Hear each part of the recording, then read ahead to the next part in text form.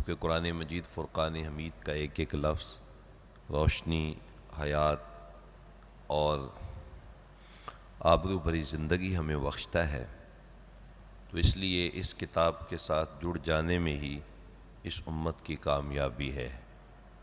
اور یہ ہمارا نصاب زندگی ہے۔ سکول کی کلاسوں کے نصاب،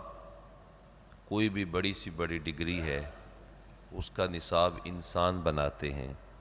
لیکن یہ نصاب جو نصاب زندگی ہے، یہ کسی انسان کا نہیں بلکہ رب رحمان کا بنایا ہوا ہے، اور یہ ایسا نصاب ہے جو خود دعویٰ کرتا ہے ان ھذا القرآن یہدی للتی ہی اقوم، کہ جو اس کو فالو کرے گا وہ سب سے زیادہ سیدھے راستے پہ گامزن ہو جائے گا، یعنی کامیابیوں کا راستہ اس کو میسر آئے گا جو قرآن مجید فرقان حمید کے راستے پہ چلتا ہے۔ اب یہ جو سورہ مبارکہ ہے، اس حوالے سے آقا کریم کا ایک فرمان سن لیجئے۔ حضور نے ارشاد فرمایا قرآن مجید میں 30 آیات پر مشتمل ایک سورہ مبارکہ ہے،